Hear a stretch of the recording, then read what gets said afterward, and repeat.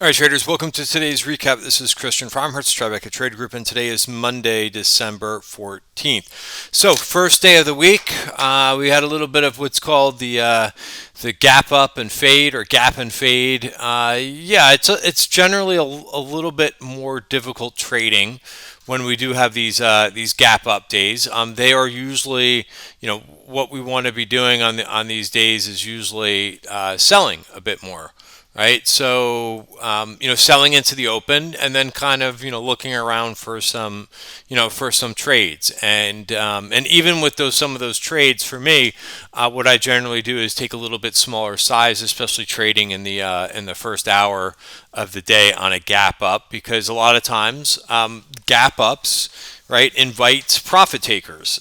Dips invite dip buyers, right? So it's just straight mechanics. It's something that you learn with a little bit of experience in the market. It doesn't always end that way. Sometimes we gap up and we go, right? But generally, what I am whenever I see gap ups, even though today was what 50, 60 basis points, so a little bit more than a half a percent on the open.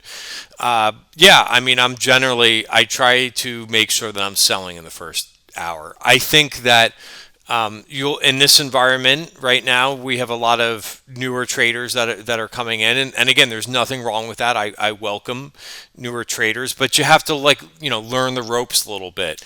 I think some of the difference between newer traders that are present in the market right now, they're just looking to buy anything and everything. It seems like there's less discipline, I think, and again, I'm not saying that it's bad to be a newer trader, but I think that's generally how I've seen it. Is newer traders are just looking to come in and buy. It doesn't matter what the market is doing. But if you learn from experience, gap up days are days that you want to be selling the open and then hanging around and checking for opportunities as the day unfolds. Now today was just basically more of just a gap and fade throughout the session. So we'll talk a little bit about that in a second. Let's go over the price action. So yes, the change from the open in the SPY was down 1% for the day. So we did start up about 60 base. My quick math here is we started the day up a little bit more than a half a percent. The Q still finished strong for the day, up 70 basis points, but they also gave back. Actually, no, I'm sorry, that's not right. They rallied a little bit from the open. They did give back some of those gains because I think they were up. Qs were up over 1% at one point in the day. Small caps gave it back too. They started the highest for the day, and didn't finish the lowest, but gave back close to 1%. Bonds were strong. They opened up weak. There was some buy the dip going on in the bonds, and then a big move up in the VIX today. Right, so up another 6%, closing just below 24. So we'll look at these. Again, you see, what does this tell you when you've got a couple green things in here that rallied throughout the session and a lot of red? Pretty bad breath, right? And if we look at the worst performing sectors, energy really got hit hard. A lot of value, right? So you could see value for the day, right? This is not a value day. We're going to talk a little bit about those headlines too.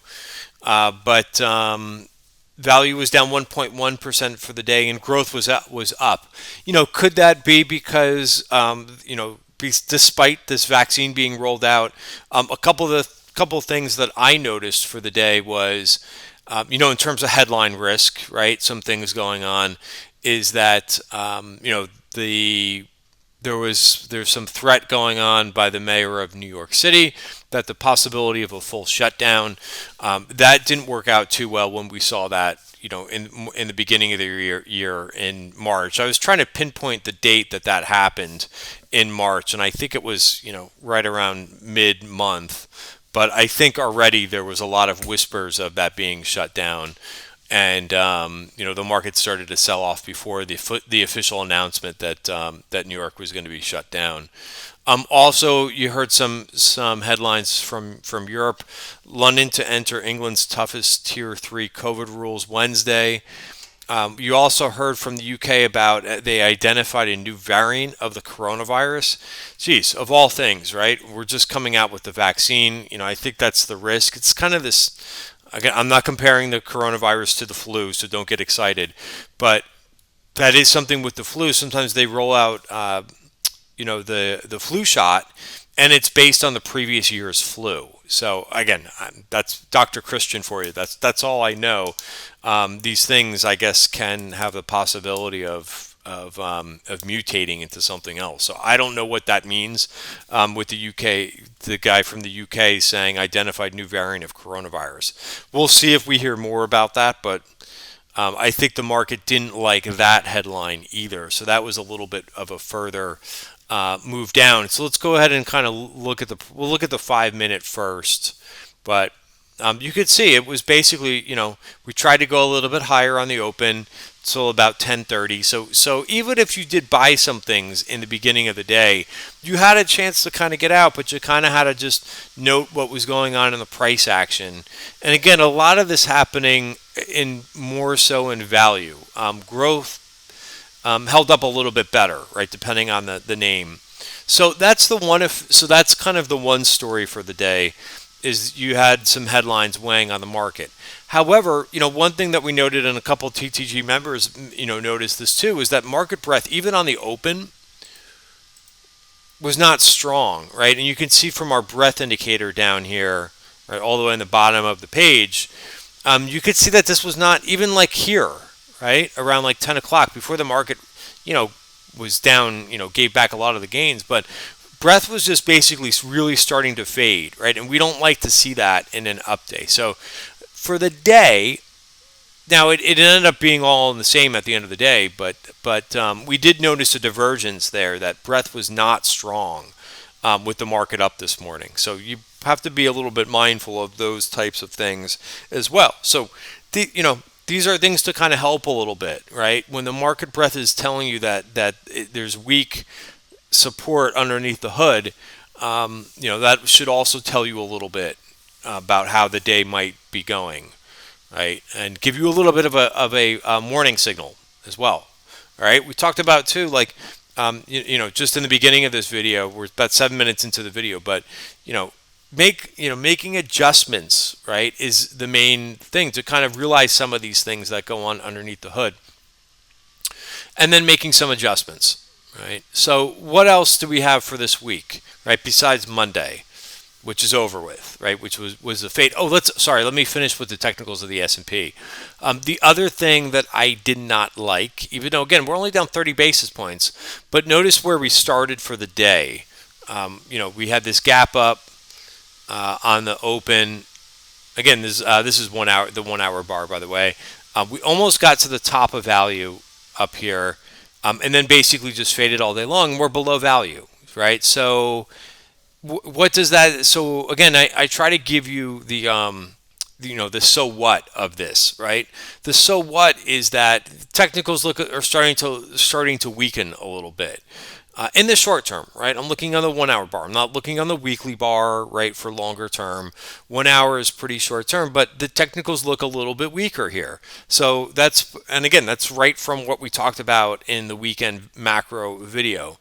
A break below 36.54 is not something that gets me bullish, right? And if you look at this, we're teetering. It's the first close inside value. Now, it's not a huge close inside value, just as Friday wasn't a huge hold above value. So this probably needs to shake out, a little bit more to see what direction we're going to go into. But for now, we're continuing to move a little bit lower, and this is the first closed inside value since basically when we started the month over here, and we got above value on the close. So yeah, it's the first move inside value all month. Right. So again, what's the so what of this is to be mindful that price might be changing a little bit here in the short term, and maybe be a little bit more defensive. Also, for me, it means don't take every trade that you see on the tape. Pass a few of them up. Or if you're going to participate, maybe participate on a little bit of a smaller scale. Right. Those things are the adjustments. Now, Do we have a clear path for the rest of the week in terms of events? Well, no. What is Wednesday? Wednesday is FOMC. Am I expecting any big surprises from Powell? No, but we know how the market acts, reacts to Powell speaking. The market gets a little bit spooked sometimes, especially during that Q&A session, which will happen. Remember, we get the announcement on Tuesday, right? They're not going to be raising interest rates. It's really the path of interest rate increases. Is he going to say anything about inflation? Is he going to say anything about he'll talk about job growth and so forth. And, so again, I don't anticipate, I don't have a crystal ball, but common sense would tell you with what's going on in the economy and areas like New York City possibly, hopefully not, shutting down. I heard that with Boston too, that they're contemplating that too. So I find it very hard for them to mention anything near term about raising interest rates. But like I said, if he mentions something about inflation and he's concerned about inflation, what do you think the market's going to do? Right? It'll be whipsaw.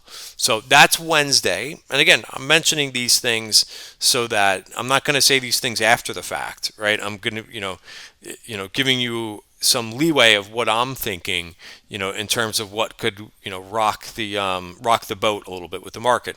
And then, of course, we have this thing called quadruple witching, right, which is on Friday. If you're not familiar with that term, of course, we have monthly option expiration. That's an easy one, right? We get those every month. But quarterly, what we have is you have the S&P, or all the futures contracts are rolling, right, are expiring, right? So that if you trade December futures, right, now that shifts to March, right? That still will be, there will still be volatility on Friday's open because some traders don't roll their futures, right? They do what's called exchange for physical. They substitute out of, let's say, an S&P basket. Excuse me, I said that the other way around. They will substitute out of their expired position because again, the futures contracts will go away for December on the open, and they'll get expired, and the expiring price is what's called SQ, special quotation, right? That special quotation is that price of what the futures expire at is what's known as the opening print of all the names in the S&P 500, right? So what you'll see sometimes is traders, especially like those institutional traders, will sometimes substitute into, or basically out of futures and into an S&P basket. Right, the big institutions know how to do that. The brokers do that. I used to do that. It used to be, one of the roles that I used to do when I used to work at Merrill Lynch Bank of America Merrill Lynch. I used to work on a Delta One trading desk, and there will be billions of dollars of futures that roll off and into S&P. So there will be an imbalance, a big imbalance on Friday morning. That's called MOO for market on open, right? So there will be heavy activity on the open. And then, so that's one of the quadruple witchings. Even more impactful will be the S&P rebalance, right? So the S&P rebalance is on Friday, right? What have you heard a lot about, right? Well, Tesla is going into the S&P index. They're kicking out a very small name, AIV. But overall, all the indices get rebalanced. So all of the sector ETFs. So for example, XLY, consumer discretionary, Tesla will also go into that ETF, right? That means that they have to drop all the weights of all the other names in the consumer discretionary ETF, such as Amazon, which is a 20% weight, and all the other names to make way for Tesla. But any other ETF, let's say like the XRT ETF, right, which was equally weighted retail, or the home builders ETF, ITB, that's also equally weighted. Also XBI, which is equally weighted biotech. All of these get reshuffled, right? So that's why it's called the S&P quarterly rebalance, right? So they get reweighted back to benchmark weight. So for example, right, if you look at this, notice this is an equally weighted ETF, meaning every name should have the same exact weight. However, what happens between the last time that they rebalanced this these ETFs and the S&P. That was back in September. What's the variable that changes? The variable that changes is price. So as more names go up, they become a higher weight in the ETF. More names that go down are a lower weight in the ETF. So for example, right, look at this Fate Therapeutics. What do you think it's going to look like? It's up huge, right? So it naturally becomes a larger weight in the ETF because it's gone up so much, right? The shares stay fixed. The S&P, the management of the S&P sets these shares fixed the whole quarter. So the weights will move up. So what happens is the winners have to be sold. Right? And again, we're looking at this column for net. If we go to one of the losers, right? Let's look at maybe not the lowest one, but let's look at PRTA, for example. What do you think this one has done because it's such a low weight? Well, not much. Let's see. Let me zoom out. It basically has underperformed, right? Right. It hasn't gone down much, but here's what the overall ETF has done. It's been on fire. So anything that's gone flat, like a PRTA, right? If they're keeping this one in the index, it will have to be bought. And I don't know. I don't have that information, by the way. What else? Let's say like an ARDX. Oh, this one's actually recently gone up, but again, it's underperformed, right? So the underperformers, provided that they're going to keep some of the underperformers in there because they do delete some of them sometimes, they will have to be bought, and the outperformers will have to be sold, right? So that's what the S&P rebalances. Why I'm describing this to you and giving you this information, just so that you can get an understanding of what a quarterly index rebalance means, right? So these are all things that happen under the hood of these ETFs, right? It's important to kind of know. So what is the so what from this, right? Well, one of the things is, and this is just a back of the envelope calculation, right? So how much is and again, I'm just taking hearsay. I haven't done any major calculations or findings. I don't purchase the S&P. To get all the information from the S&P website, you have to actually purchase it, right? So I think it's about $1,000 or something like that, give or take, going from memory. And they will give you all the files of all the indices that they track, right? So you could see what the new weights are going to be. But I'm guessing, from what I Googled, and what I heard a little bit, is that that Tesla will be about a 1.5% weight in the SPX, right? So what does that mean? That means that all the other names have to be sold to make room for that 1.5%, right? So how much? Well, if you take a look at so there's a lot of assets that track the S&P. If I just want to do if I just want to do something very simple, what I did was I took the assets that are in the three of the biggest S&P ETFs, the SPY, the VOO, the IVV, right? And I took the assets. So there's $313 billion that are tracking the SPY. And there's 171 assets. There's 236, right? The total of that is $720 billion. So if you take a 1.5%, what's 1.5% of $720 billion? It's almost $11 billion, right? So that will have to be sold, right, to put Tesla in. Now, again, that's not all the assets tracking the S&P. That's just the assets tracking these ETFs. So again, it's very simplistic, but you can kind of see, to get this name in there, they're going to have to be doing some selling. So now this will happen on the close of business on the Friday, right? So when does all this rebalancing happen officially? That will be on the close of business on Friday. However, what the brokers do, the broker dealers do, is they already have crunched all these numbers, and they will start to leg into some positions, in terms of so that they don't make the impact crazy, right? You can't put down all these orders right on the close on Friday. You'll disrupt the market. So what they do is they trade ahead during the week, and then what they'll do is they'll kind of ramp that trading into the close on Friday.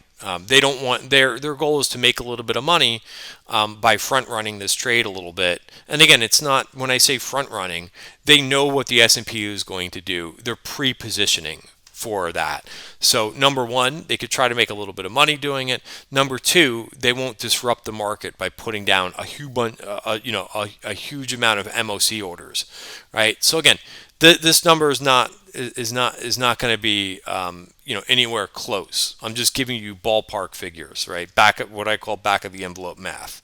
All right, so that's that. And keep in mind, like I said, Tesla's also going into, I believe, the XLY consumer discretionary ETF. So there will be some things going on there, and any other ETF, S&P ETF that it's going to go into as well. All right, so that's a quick summary. So what is the so what from all of that, right? Unless you are an indexer and going to actually trade the S&P rebalance, which I don't think you're going to do, be careful this week. That's all. Be mindful of these things that are going on this week. Does this mean that you don't have to trade this week? No, it just means like, hey, there's a lot of factors going on this week in addition to Powell on Wednesday. So, one of the things like that can kind of help a little bit, the Russell, for example, that's not rebalancing this week. So, there might be a little bit less impact in some of the small cap names. Now, there will still be some S&P, there are some ETFs that rebalance. There's what's the small cap S&P? I'm drawing a blank. I think it's IJR. No, that's wrong. That's not right. But I believe that there is a small cap S&P ETF that there will be some assets tracking there as well. But it's not as big as the Russell rebalance, which happens in the spring. All right, so that's something to think about. And again, I'm giving you this. I talked about this for a little bit more than 10 minutes. It's Monday, right? So this way you kind of have a little bit of a heads up. So when you see something kind of odd during the week, oh wow, look at this. This is really weak. Why is this weak? Well, there's a lot of things going on throughout this week, and I try to make some adjustments knowing what I know.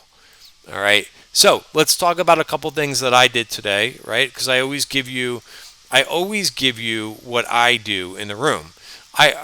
It's funny. Somebody asked, and I always get asked this question: "Hey, do you do any trials?" No, I don't do any. I don't do any trials because in each of these videos, I give you exactly what I'm trading.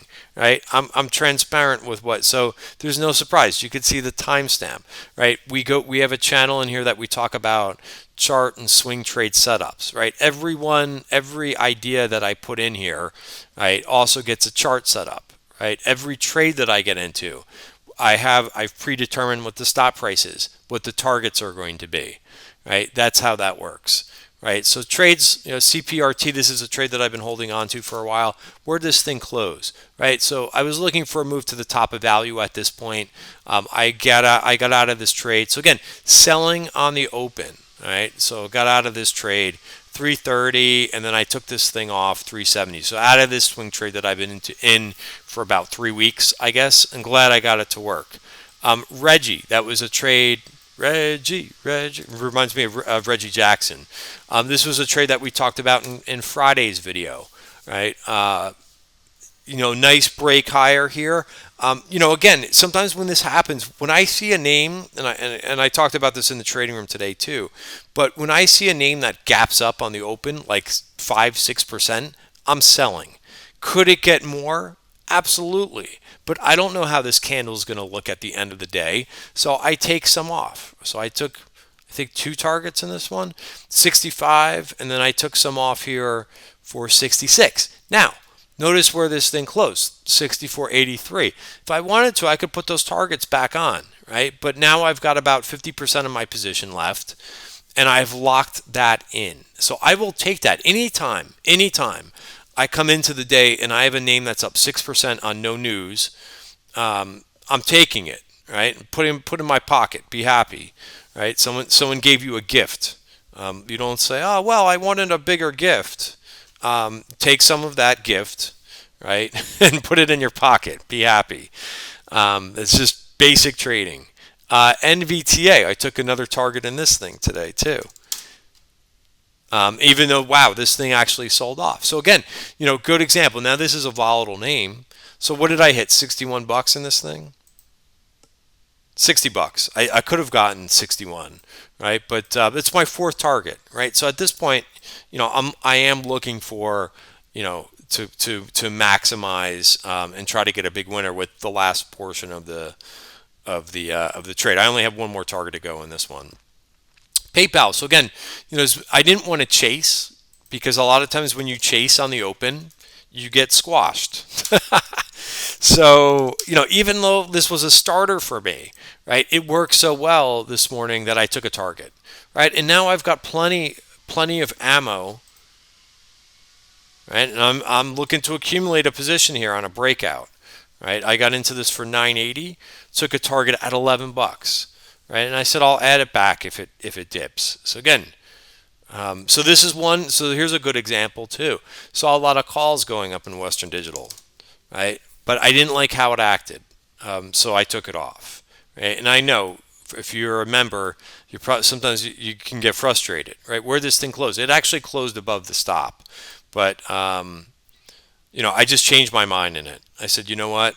As a trader, you want to be able to do that, right? You want to have that flexibility that, hey, if you're putting on too many trades, cool down and take it off, right? I did that too. I jumped out of a trade that I put on last week in Deer. So again, why am I doing that, right? Why isn't he staying in this trade? Because if the market changes a little bit, I want to move with the market, right? Not just say, oh, I'm not taking this thing off unless it's a winner, right? So I have, it could be a little bit frustrating to follow some of my trades sometimes because if I don't like what's going on in the market, and like I said, I saw energy sell off today. I did see materials sell off today. For whatever reason, the value is a little bit weaker. I live to fight another day. If the market's going to sell off a little bit more, fine. All right. Couple other names right here. Oh, but here's my other target in Reggie, right? And then I did a substitution trade, Taiwan Semi out of Tower Semi and into Taiwan Semi. Also, I didn't take this trade again. I'm holding back a little bit. AMD. This was in our weekend watch list trade, by the way. So I am long this name. Had a real nice pattern today. Nice relative strength, up 3.4% today. A whole lot of calls going up, calls all over the place in this one, which we see that from time to time, right? We saw a whole bunch of calls last week in AMD, short-term calls. What happened to those calls? Nothing. So, you have to be mindful of that too. But I like the relative strength here, and that was one trade that I said, hey, at the end of the day, I'm tempted to go long AMD here, and I even gave a trade idea with like a couple minutes to go before the close today. But I like this one. I like PayPal as well. Lazy Boy, kind of an interesting trade. Don't forget, I don't know if this is related to this that they saw there was calls that went up in this April calls. Herman Miller reports earnings this week. Another chair company. Now different chairs, I would think, but I don't know if that's the reason why they decided to accumulate some calls in Lazy Boy. XPEV tried to turn the corner here. Right, a couple other ones that I'm watching. APPS, also nice relative strength. Again, APPS is not going to be a big name in the S&P, right? That's some of these smaller names. By the way, if you've been a big Tesla fan, you have to be a little bit upset that it's going into the S&P 500, right? Now it gets grouped in with every other stock. So the correlation with the S&P is going to increase because it's in there. So if you're a big Tesla fan, right? Now again, it's getting the tailwind of everybody knows that shares have to be bought in this thing, so it's going higher into that. But if you're a big Tesla fan, you don't want this in the S&P, right? Because it's going to start behaving similar to a lot of S&P stocks, right? Because when they sell S&P futures or buy S&P futures, the whole basket moves, right? You have to know how the mechanics work here a little bit. But anyway, so video is about 30 minutes long. I can go over a couple other setups here, but really those are for members and what we have in the trading room. So for now, I think I described enough of this week's events. Does this mean I'm getting super bearish? No, just getting mindful that I know a lot of things are going on this week. All right, guys, thanks for watching. Have a great night. See you tomorrow.